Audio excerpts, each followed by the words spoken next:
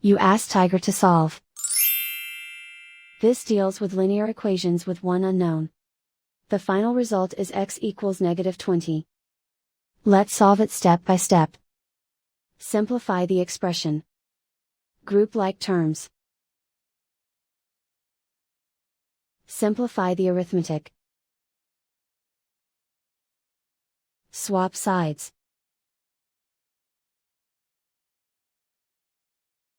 Group all constants on the right side of the equation. Add 10 to both sides. Simplify the arithmetic.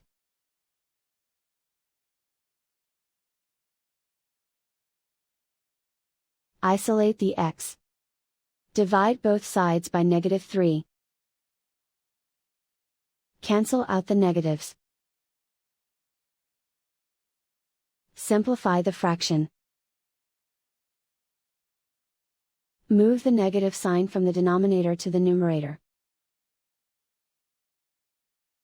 Find the greatest common factor of the numerator and denominator. Factor out and cancel the greatest common factor. And so the final result is x equals -20.